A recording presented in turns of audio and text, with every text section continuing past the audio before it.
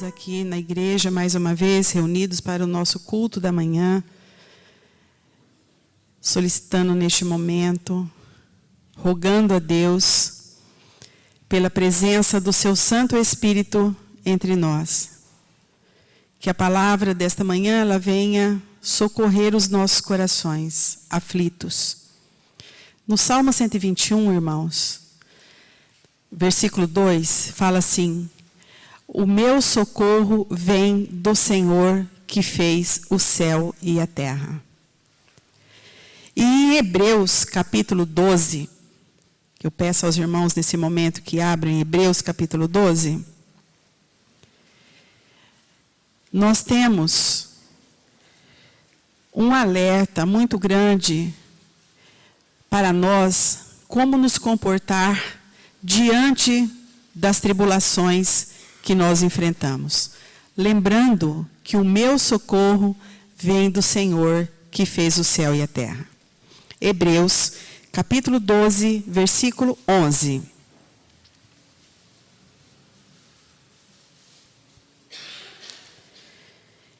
Diz a palavra do Senhor: e na verdade, toda correção ao presente não parece ser de gozo, senão de tristeza. Mas depois produz um fruto pacífico de justiça nos exercitados por ela.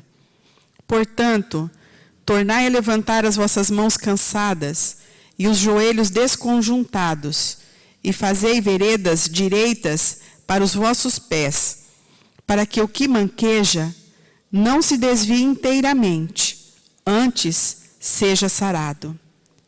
Segui a paz com todos e a santificação, sem a qual ninguém verá o Senhor. Tendo cuidado de que ninguém se prive da graça de Deus e de que nenhuma raiz de amargura, brotando, vos perturbe, e por ela muitos se contaminem. Essa palavra, ela fala da correção. E como é que nós somos corrigidos? Nós somos corrigidos através da dor, através do sofrimento, através das tribulações. Mas lembramos sempre desta passagem de Salmo 121.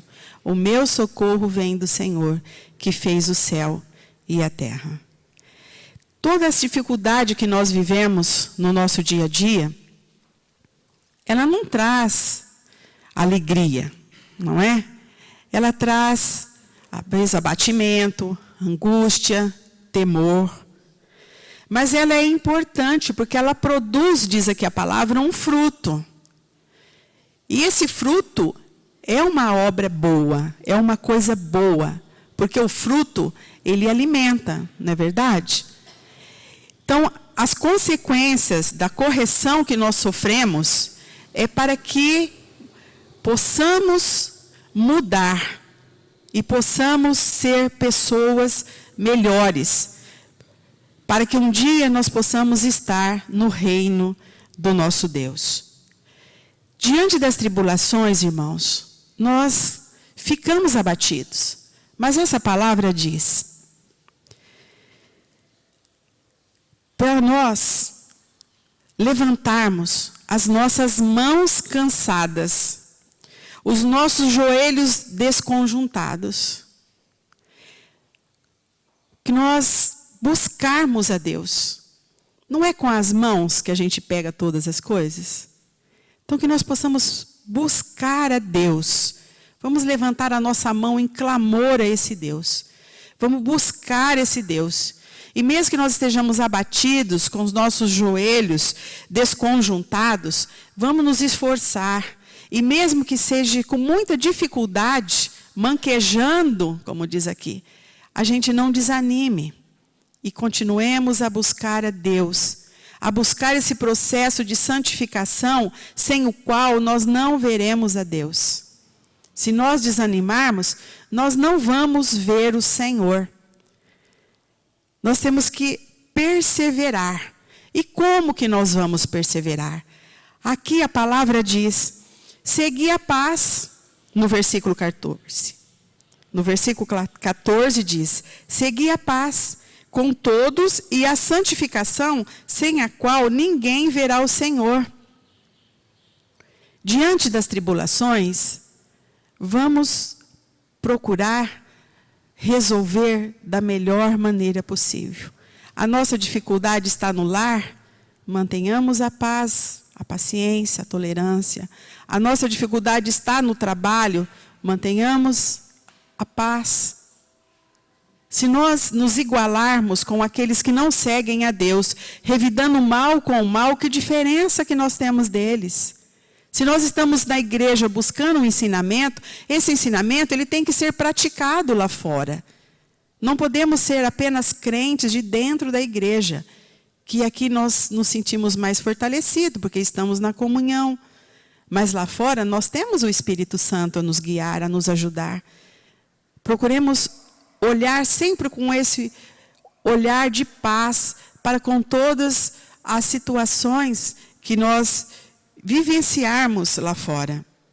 Porque se nós deixarmos a amargura, diz a palavra, tomar conta do nosso coração, nós nos privamos da graça de Deus. Quando nos tornamos amargos, nós não conseguimos ver o lado bom das coisas, para a gente ver os frutos que toda correção nos dá. Que às vezes Deus está colocando essa dificuldade justamente para que possamos mudar a nossa maneira de pensar, mudar o nosso coração. Mas se nós nos apegarmos à amargura, essa graça, essa bênção que Deus quer nos dar de transformação, nós vamos perder e vamos viver amargurados. E pior ainda, diz a palavra aqui, tome cuidado para que você não contamine outros, diz a palavra. Porque quando nós estamos amargurados, nós acabamos contaminando todos aqueles que estão à nossa volta, com o negativismo, com o pessimismo, com a nossa ira, perdendo a paz tão importante para o nosso processo de santificação. Nós somos crentes em Deus, mas crentes verdadeiros, aqueles que sabem que tudo que acontece para nós existe uma causa. E que Deus está trabalhando na nossa vida. Nós estamos debaixo do olhar de Deus. Deus sabe o que nós precisamos. Ele sabe das dificuldades que nós enfrentamos. Não queiramos tomar as rédeas da nossa vida, porque nós não damos conta de guiar a nossa vida. Deixemos na mão de Deus. Tenhamos a preocupação apenas de ser fiel, de vir à igreja, de orar, de honrar os compromissos na igreja, para que o Senhor possa trabalhar o nosso coração, possa trabalhar na nossa vida. E o tempo para todas as coisas virá no tempo de Deus. Às vezes nós deixamos as coisas do Senhor para depois. Levantamos de manhã e falamos, não vou orar agora que eu estou atrasado. Não, ore, porque Deus multiplicará o teu tempo. Quando eu levanto de manhã e vejo que aquele dia vai ser um dia muito difícil para mim, com muitos compromissos, eu paro, é o dia que eu mais oro. E falo, Senhor, eu não vou dar conta deste dia, mas o Senhor pode multiplicar as minhas horas. E no final do dia eu olho para trás e sobrou alguns minutos, irmãos. E eu falo, Senhor, como o Senhor multiplica as horas. Mas também existe aqueles dias que eu levanto e correndo e não oro direito e saio correndo. E quando eu chego no final do dia, os compromissos eram muito menos. Mas eu não dei conta nem da metade deles. Porque o Senhor do tempo é Deus. Ele nos dá o tempo e Ele nos tira o tempo. E aquele que volta para Ele e que busca Ele e que tem as primícias da vida nele, o seu tempo é multiplicado. Tenhamos sempre em nós essa necessidade, irmãos, de buscar a palavra de Deus, de buscar colocar Deus na nossa vida, de viver esta palavra, de nos dedicarmos a Deus, porque a vida passa muito rápido. Muito rápido. E nós não podemos chegar no final da nossa existência e olhar para trás e ver que o nosso processo de santificação ficou pela metade, porque passamos muito tempo cuidando das coisas temporais. Que o Senhor nos guie, nos ilumine e que Ele possa, esta manhã, queridos irmãos, falar no coração de todos nós. Porque Deus, nós precisamos da Tua palavra santa. Porque ela, a água que nós bebemos, ela é pão, Senhor, que mata a nossa fome. Dê-nos hoje, através do pastor, a Tua palavra, Senhor, para fortalecer a nossa vida, para que possamos ser despertados, para que possamos ser corrigidos. Fala conosco, Senhor. Mostra para nós os nossos pecados, aqueles que estão ocultos, para que nós não percamos a nossa salvação e não nos distanciemos de Ti, porque Te amamos, Deus, e queremos a nossa vida nas Tuas mãos. É o que nós te pedimos nesta manhã, em nome do Teu amado Filho Jesus. Amém.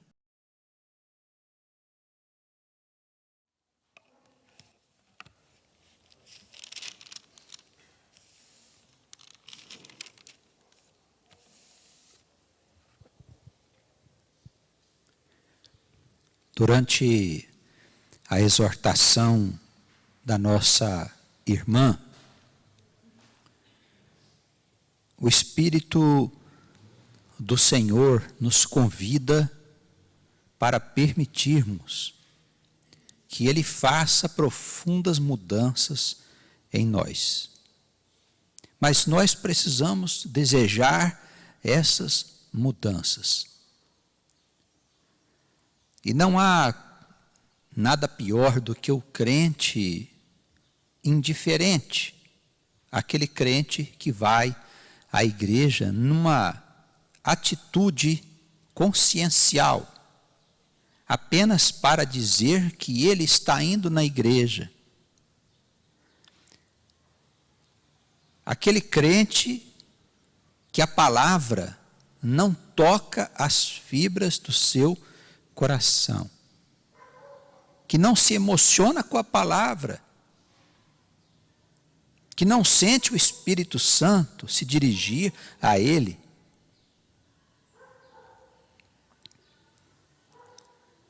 Infelizmente, nós temos muitos irmãos em diversos lugares do país e do mundo que precisam acordar para a verdade. E como disse nossa irmã, acordar enquanto é tempo.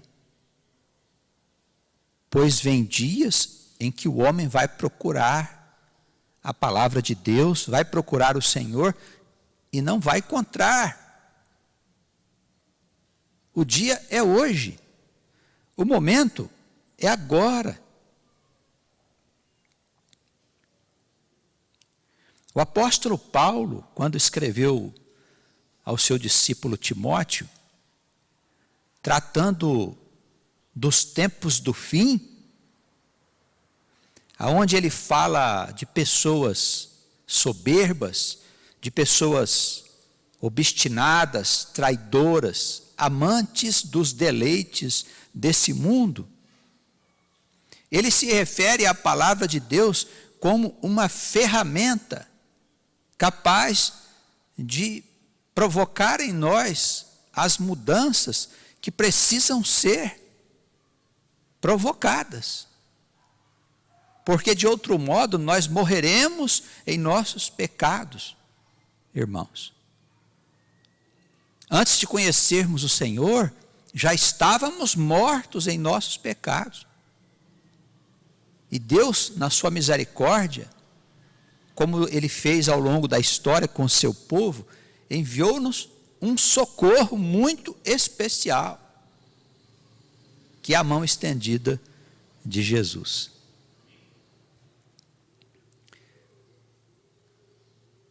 E Paulo, ao tratar de um assunto tão grave, que é esse tempo que nós vivemos, em que as pessoas estão desinteressadas de Deus, estão amando os deleites, ele diz que a Escritura, ela é divinamente inspirada. O que quer dizer que quando nós estamos aqui lendo a Escritura Sagrada, nós não estamos lendo um texto que foi escrito por homens, mas um texto que foi escrito por homens inspirados pelo Espírito Santo de Deus. Este momento, esses minutos que nós passamos na igreja, eles são os mais importantes da nossa semana, irmãos. Não há outro momento qualquer junto da sua esposa, junto do seu marido, dos seus filhos, dos seus pais, do seu negócio, dos seus animais, dos seus bens. Não há nenhum outro momento tão importante quanto esse em que nós estamos diante da palavra, ouvindo a palavra, lendo a palavra de Deus.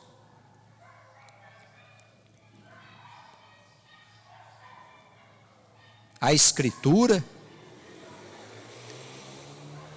ela é divinamente inspirada, proveitosa para nos ensinar, para nos proporcionar argumentos, quando alguém vem dizer sobre o que fazer da nossa vida, dos nossos tormentos, quando alguém vem nos propor uma solução mundana para as nossas dificuldades, nós precisamos responder com a palavra de Deus.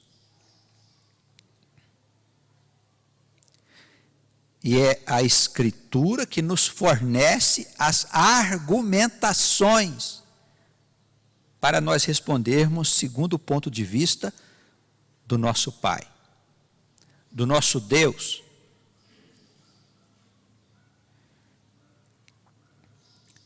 A Escritura serve, segundo Paulo, ao escrever a Timóteo, na sua segunda carta, no capítulo 3, versículo 16, ela serve para nos corrigir. O que significa corrigir? Arrumar aquilo que está errado. Ora, eu como crente, eu como homem de Deus, eu tenho que estar disposto a ser corrigido pela palavra, irmãos.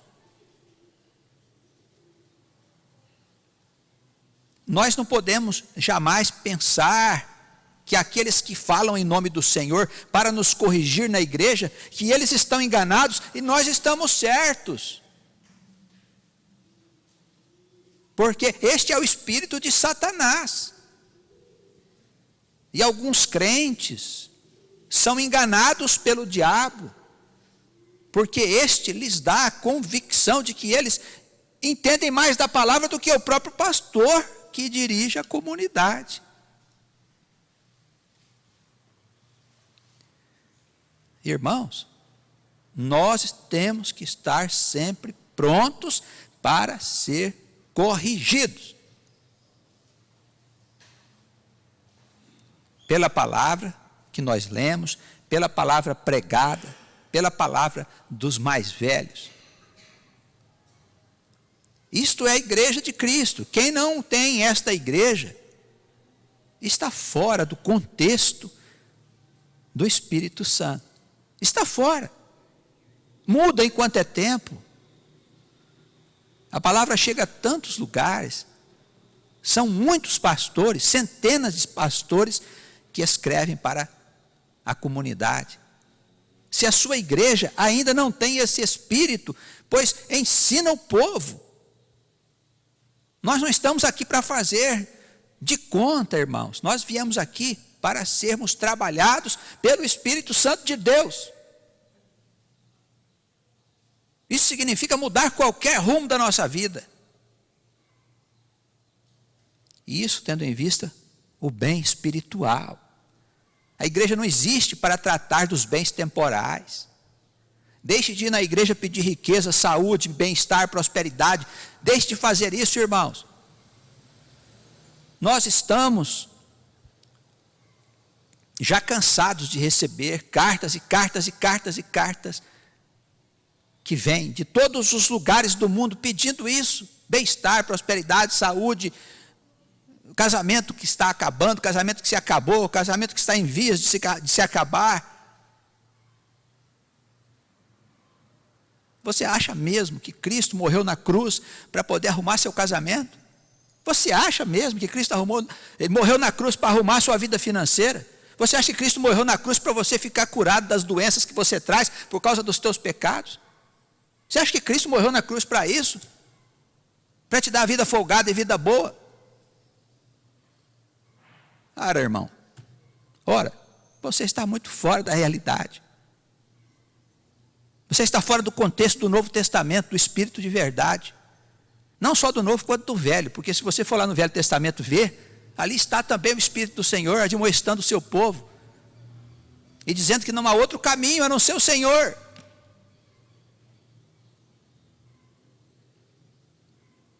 A palavra, ela vem nos corrigir. Ai daqueles que não se deixar corrigir pela palavra. Porque eles lançam anátema na instrução da igreja. Não é da nossa igreja não, é da igreja apostólica, que é a nossa igreja. A igreja apostólica é a nossa igreja, a igreja universal do Senhor, que está em todos os lugares e corações dos crentes. Não tem placa, não tem paredes. Essa é a igreja de Cristo. Nós não podemos lançar anátema sobre esta igreja, porque estaremos pecando contra o Espírito. Como diz Jesus, não tem perdão. Depois não diga que não foi avisado. Enquanto é tempo, arrepende-te e procura Jesus, porque é o único que pode resolver os teus problemas de ordem espiritual. Essa miudeza que você está vendo aí, tormentos familiares, problemas financeiros, falta de saúde, vida em descontrole, tudo é isso resultado da obra do mundo na tua vida. Você está assim porque você não tem o Deus vivo cuidando de você. Por isso a sua vida está assim. Então não adianta buscar o Senhor para arrumar a sua vida, busca o Senhor para Ele salvar a tua alma. Daí todas estas coisas vão mudar. Não acredite na promessa de falsos profetas que estão em todo lugar falando em nome do Senhor, prometendo que vão consertar as desgraças da sua vida. Porque o responsável por essas desgraças é você mesmo, que se deu ao mal. Dê-se ao bem. Dê-se a Cristo. Dê-se ao nosso Deus de amor, de misericórdia, de perdão, de bondade. Porque assim Ele modificará a sua vida para sempre. Amém? E a palavra vem também nos instruir em justiça. Segundo o ponto de vista de Deus, é a instrução espiritual. Não é instrução humana. Imagina se Deus vem nos instruir para ter boa educação, por exemplo. A boa educação é resultado do quê? De uma vida de comunhão com o Espírito Santo. É natural. Já viu gente educada que não tem Cristo? Vez por outra ela coloca de fora as manguinhas dela e fala uma coisa que não deveria falar pela sua educação. Porque o coração fala daquilo, a boca fala daquilo que o coração está cheio. Não é verdade? Palavra do Senhor. A educação pode cobrir a aparência, mas não pode fazer desaparecer a realidade. E quem que nos educa para sempre? O Espírito Santo. Porque Ele tira do nosso coração o mal que está lá dentro e coloca o bem. Daí a boca só fala do bem. Os irmãos percebem que a palavra de Deus, a Bíblia Sagrada, ela precisa provocar em nós uma revolução profunda. É uma transformação que não é para o teu vizinho, não é para o irmão que está sentado aí do teu lado. É para você. Como uma ferramenta bruta que penetra a profundidade da nossa alma e arranca lá de dentro todo o mal que está lá há muito tempo. Esse é o trabalho da igreja. Nós nos reunimos em nome de Jesus para que esse trabalho seja feito pelo Espírito Santo diante da anunciação da palavra. Isso é igreja. Nada mais. Não existe sacrifício, não há nada que possamos fazer aqui externamente que possa mudar internamente a nós. Os irmãos percebem? Nada externamente. Se houvesse alguma coisa, com certeza eu faria. Mas isso não está na Escritura. Não existe na Escritura, na palavra dos apóstolos, ou mesmo de Jesus Cristo, algum tipo de obra que nós possamos fazer para mudar o nosso interior.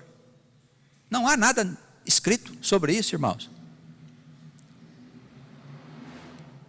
As coisas que nós fazemos exteriormente, elas tendem a nos enganar.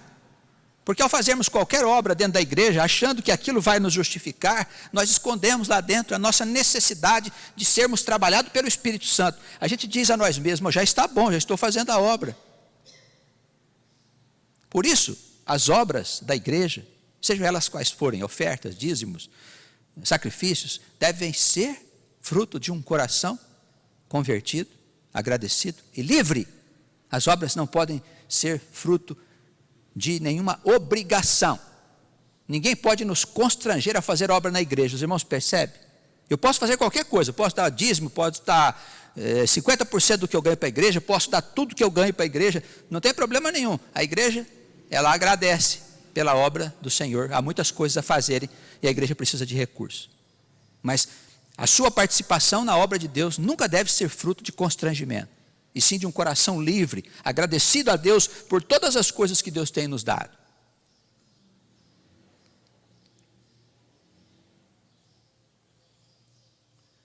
Certa feita, eu fui a um hospital tratar de um olho que eu tenho aqui que não enxerga muito bem. Aí me propuseram fazer um transplante de córnea. O preço era em torno de R$10.000. Para que eu pudesse enxergar um pouco melhor. Bem, deixei como está. Eu pergunto aos irmãos, quanto custa um olho? Mas e se eu perdesse esse lado aqui? Quanto eu pagaria para que os homens pudessem me devolver a visão? E se você perdesse os teus 2 olhos? Quanto você pagaria para que fosse devolvida a sua visão? E se você perdesse uma perna num acidente automobilístico? E se você perdesse os movimentos da cintura para baixo?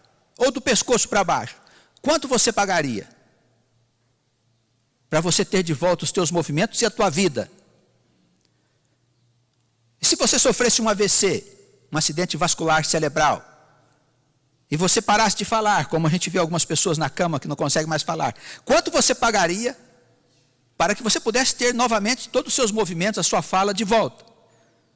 Se você tivesse 100 mil, 200 mil no banco, nós não temos nada disso, mas se você tivesse 500 mil, se você tivesse 1 milhão, 10 milhões, você o daria para ter os seus olhos de volta, a sua fala de volta, a sua perna de volta? Você pagaria? Com certeza nós pagaríamos. Interessante. Existem muitas pessoas que não falam com AVC. Existem muitas pessoas sem pernas, pessoas que não enxergam, pessoas que não saem da cama. E nós estamos aqui, com os olhos, com as pernas, falamos, vamos e voltamos. Quanto que o Senhor cobrou para os teus olhos estarem aí? As suas pernas, a boca que fala, o nariz que cheira, deito, levanto, vou, volto. Quanto custa isso, irmãos? Eu pergunto aos irmãos, nós não precisamos ser agradecidos a Deus pela vida e por todos esses bens que Ele nos dá gratuitamente. Ora, o meu coração precisa ser agradecido a este Deus. E por isso eu preciso participar da obra de Deus, mas não por constrangimento, mas por gratidão ao Pai, porque reconheço que tudo que eu tenho é me dado por Ele gratuitamente. Estas coisas, eu daria tudo para tê-las. O Senhor não está pedindo que você dê tudo para a igreja, mas que você faça alguma coisa pela obra dEle, mas de coração, livre, sem constrangimento. Amém? Percebe, irmãos? Como nós somos ricos. Quanto vale o teu olho, a tua perna? A tua fala. Nós somos riquíssimos. Não temos nada no banco, mas somos ricos, porque Deus nos encheu de riquezas. Sejamos, pois, agradecidos a Deus. E vamos deixar que a palavra de Deus nos instrua em justiça divina, no ponto de vista do Pai. Nós estamos na igreja para aprender. Pastor, você está na igreja para ensinar. Ensinar esta palavra que nós estamos anunciando. A igreja não trata de coisas miúdas. A igreja trata das coisas eternas. Vamos abraçar este evangelho, esta boa notícia, todos nós.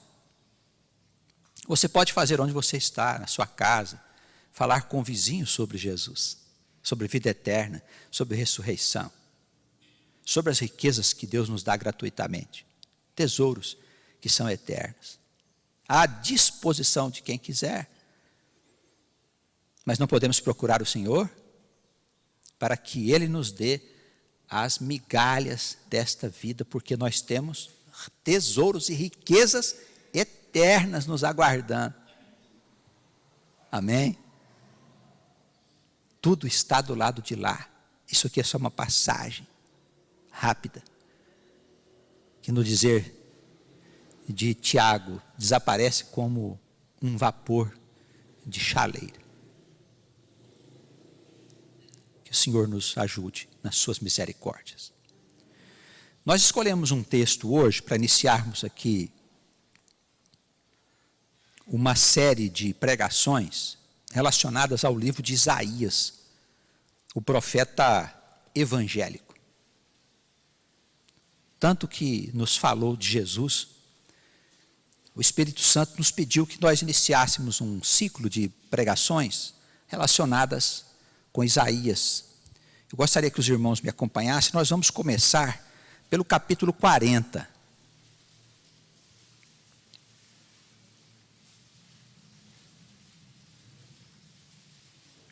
A palavra, ela vem mostrar a nós que somos anunciadores destas boas notícias, o que nós precisamos fazer. Nós temos aqui o profeta tratando das angústias e das aflições e dos equívocos do povo de Deus. Mas vemos que ele se refere, acima de tudo, ao futuro deste povo. E nós não podemos deixar de considerar os pais da fé e o povo antigo como se nós fôssemos aquele povo, como se eles fossem a nós, porque nós somos a geração eleita. Nós temos que considerar que hoje nós somos o povo de Deus da antiguidade. E que esta palavra que se refere ao reino de Jesus tem a ver com os nossos dias também. Se não for assim, se você acha que você está jogado na história, e que Deus veio te buscar para colocar no meio do povo dele, apenas porque Deus quis fazer dessa maneira, a sua fé é frágil e ela não se sustentará quando vierem as tempestades. E elas vêm em grande número, porque a volta de Cristo está perto. E quando vier, nós veremos homens desmaiando no meio da rua de terror. Palavras de Jesus. Nós temos que olhar para as pregações dos profetas como se ele estivesse também se referindo a nós, irmãos. Principalmente naquilo que tem a ver com o reino de Cristo. Isaías é profícuo nesse sentido. Ele inicia o capítulo 40 dizendo: para nós consolarmos o povo de Deus. A palavra diz consolai, consolai o meu povo, diz o vosso Deus. Falai benignamente a Jerusalém e bradai-lhe que já a sua milícia, a sua provação, a sua expiação já é acabada, que a sua iniquidade está expiada, que já recebeu em dobro da mão do Senhor por todos os seus pecados. O povo de Deus sempre sofreu ao longo da história. A igreja de Cristo, ela sempre sofreu ao longo da história e foi perseguida pelos poderes do mundo. E sabe por quê? Porque tudo aquilo que vem de Deus é contra o espírito do mundo. O mundo persegue aquilo que não é dele, irmãos. E o Senhor, que tira o bem do mal, Ele diz que nós somos o seu povo, apesar dos nossos pecados. E o Senhor diz para que nós anunciemos que é chegada a hora da salvação, é chegada a hora do consolo, porque ao longo de toda a história, o povo de Deus expiou o seu pecado, foi amadurecido, foi trabalhado pela palavra dos profetas, pela palavra do próprio Deus, para que ele pudesse se conscientizar de quem ele é, que este povo é chamado para uma grande causa, que ainda não aconteceu, irmãos, que é a chegada do reino, a Jerusalém nova, celestial, terrena, abençoada, eterna.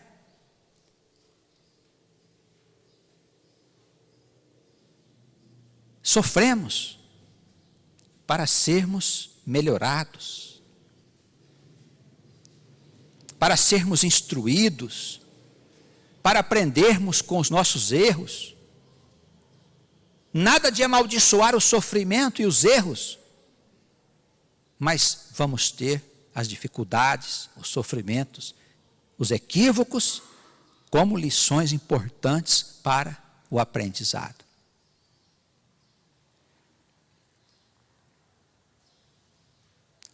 Voz do que clama no deserto, preparai o caminho do Senhor, endireitai no ermo vereda a nosso Deus.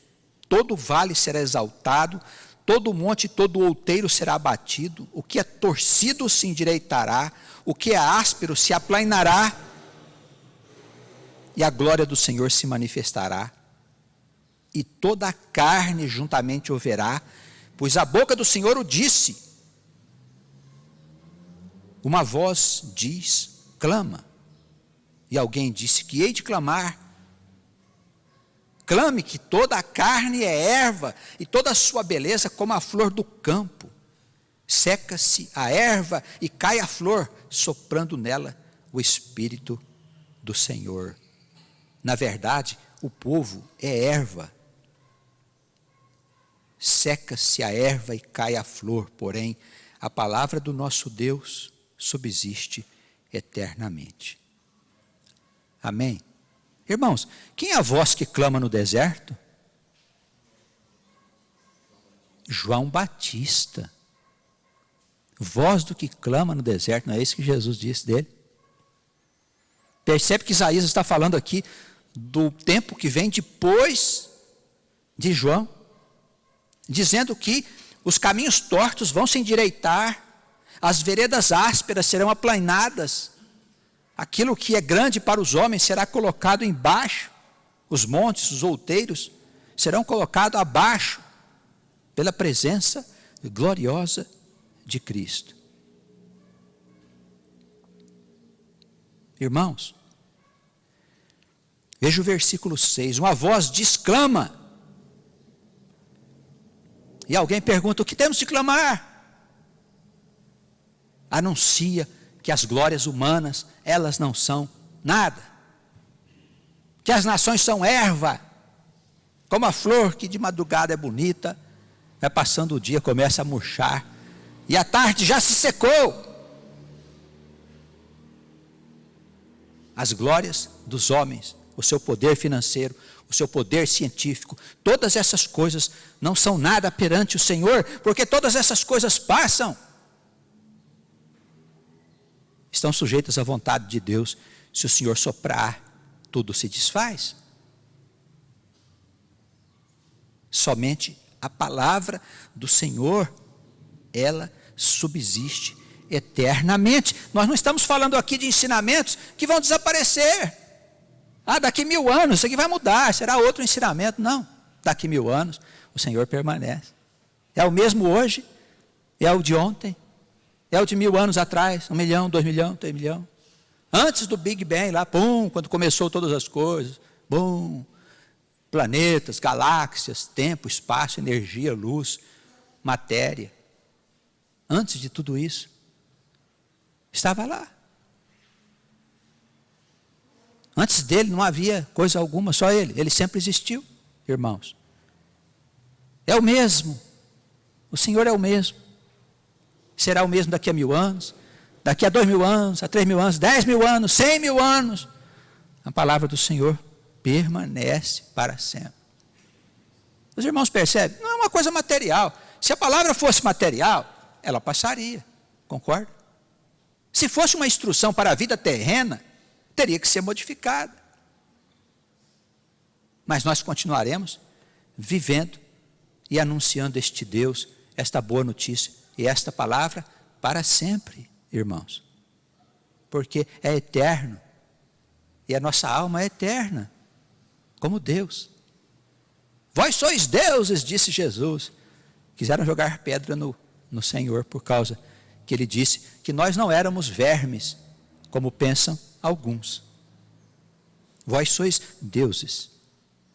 E nós precisamos viver como deuses, na esperança das coisas dos deuses, e não das coisas terrenas e passageiras, como nós temos visto em toda a parte. Amém? Olha, sua vida está uma desgraça. Tem muitas vidas desgraçadas. Você quer arrumar tudo isso? Não vai conseguir. Não vai conseguir. Porque só o Espírito Santo ajuda você a resolver os teus problemas. Falando das coisas terrenas agora. Procura o Senhor. Conversa com Jesus. Só Jesus vai te ajudar. Não há outro. E vai ficar pior a cada dia. A cada dia vai piorar. Vamos seguir com a leitura, por favor. Tu, ó Sião. Quem que é Sião? Povo de Deus. Anuncia as boas novas. Sobe a um monte alto. Não quer dizer para você subir na montanha aqui. Quer dizer para você anunciar da forma maior possível. Mais intensa possível. Num lugar alto, aonde todas as pessoas possam ver. Anuncia boas novas. Levanta a tua voz fortemente. Levanta, não temas. E dize às cidades de Judá: eis aqui o vosso Deus. Eis que o Senhor Deus virá com poder e o seu braço dominará por ele. Eis que o seu galardão está com ele e o seu salário diante da sua face. Como pastor, ele apacentará o seu rebanho.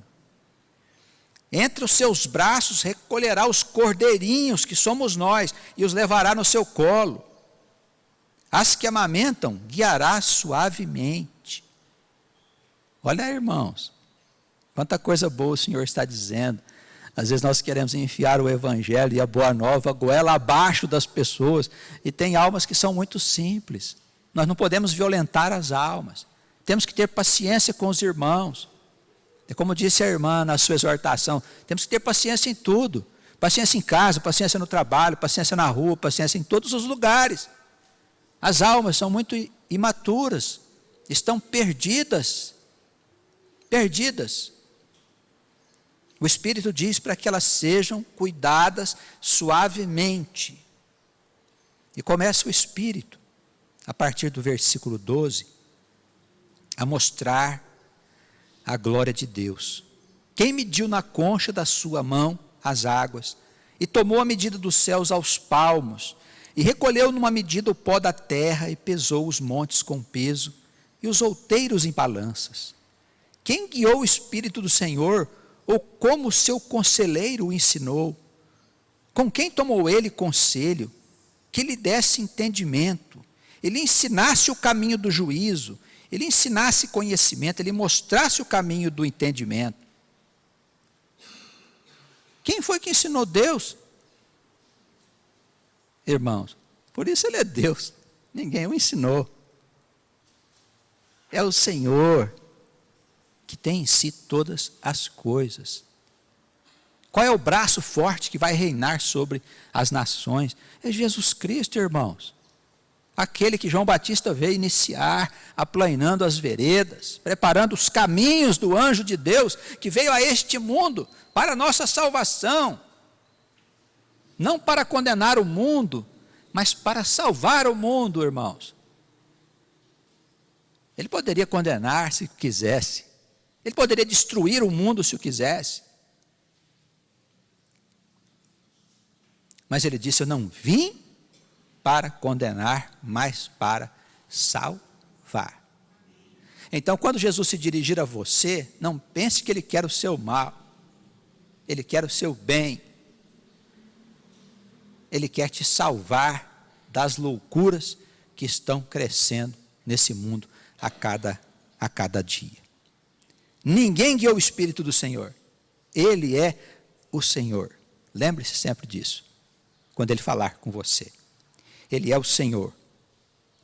Eis que as nações, verso 15, são consideradas por Deus como a gota de um balde e como o pó miúdo das balanças. Eis que ele levanta as ilhas como a uma coisa pequeníssima. Nem todo o Líbano, naquele tempo, um país de glórias, de poder, basta para o fogo. Nem os seus animais bastam para os holocaustos. Todas as nações são como nada perante o Senhor. Ele as considera menos do que nada e como uma coisa vã. A quem, pois, fareis semelhantes a Deus? Ou com quem vamos compará-lo? O artista funde a imagem, o ourives o cobre de ouro, e forja para ele cadeias de prata. O empobrecido, que não pode oferecer tanto, escolhe madeira que não se apodrece. Artífice sábio busca para gravar uma imagem que não se pode mover. Porventura não sabeis? Porventura não ouvis? Ou desde o princípio não se vos notificou? Ou não atentastes para os fundamentos da terra? Ele é o que está assentado sobre o círculo desse mundo, cujos moradores são para ele como gafanhotos, e ele, o que estende os céus como cortina e os desenrola como tenda, para neles habitar, o que reduz a nada os príncipes e torna em coisa vã os juízes da terra. Onde é que vamos procurar Deus? Uns fazem imagens de ouro, de prata. Os mais pobres procuram um pedaço de madeira e mandam alguém fazer ali uma imagem para adorar. O Espírito diz: mas você não sabe que está escrito que não adorarás imagens? Por acaso não anunciaram?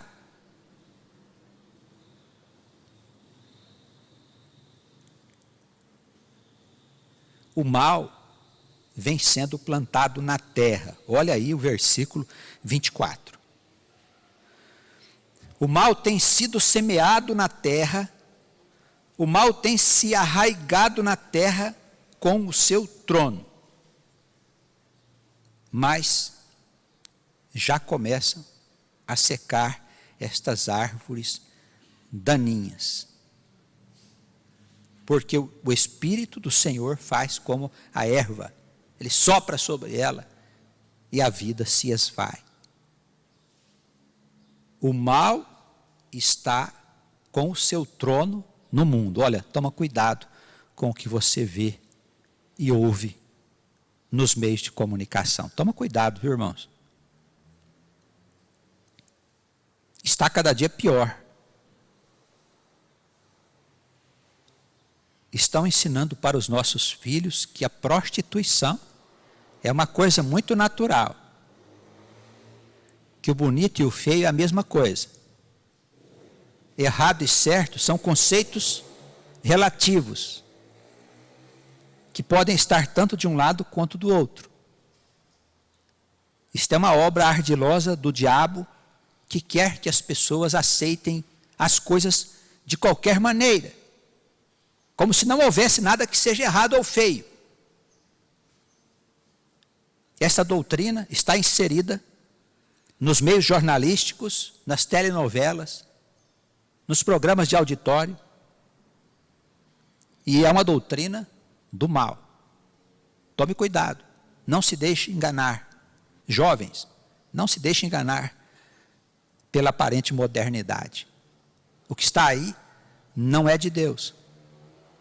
Vai piorar muito. Nós vimos essa semana um programa de televisão, numa das maiores redes do país, sustentada com os nossos recursos. Um programa na sua abertura mostrar homens e mulheres nus. TV aberta. Irmãos, daqui a pouco eles vão estar fazendo sexo na televisão, para todo mundo ver. E nós vamos ver também eles fazendo na rua. Já vimos.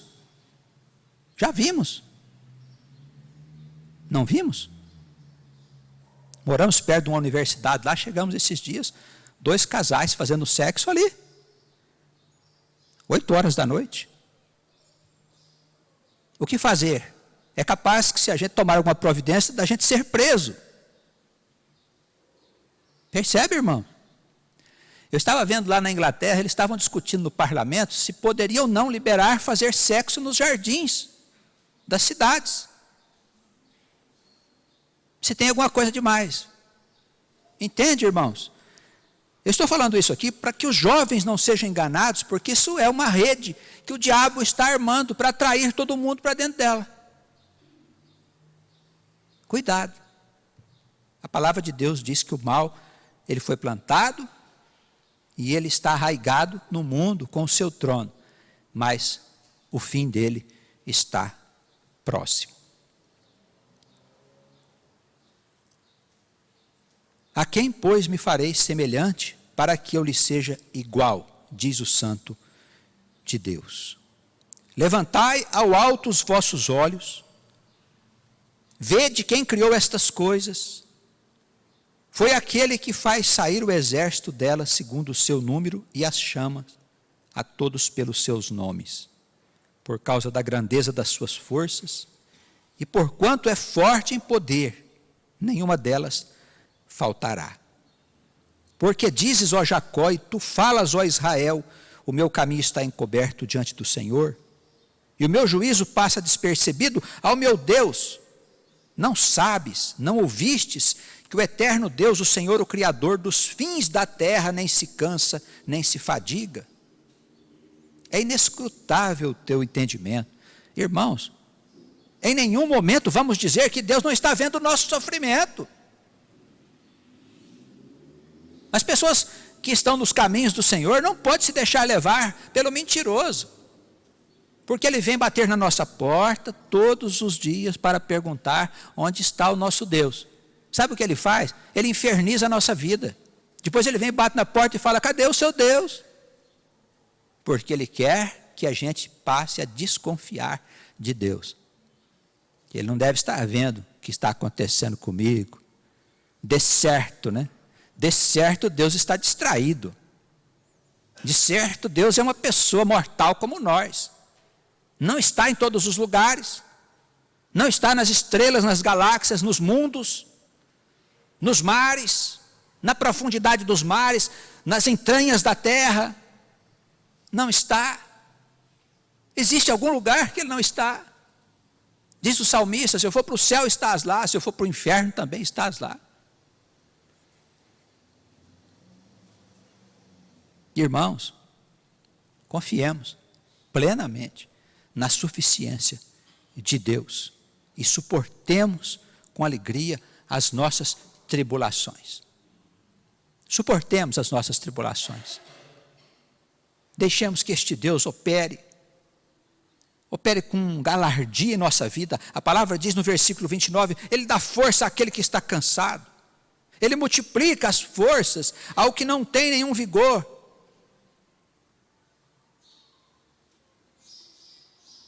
Os jovens, na sua mocidade, eles se fatigarão, os moços certamente cairão. Mas aqueles que esperam no Senhor renovarão as suas forças e subirão com asas como águia, correrão, não se cansarão, caminharão e não ficarão fatigados. Amém.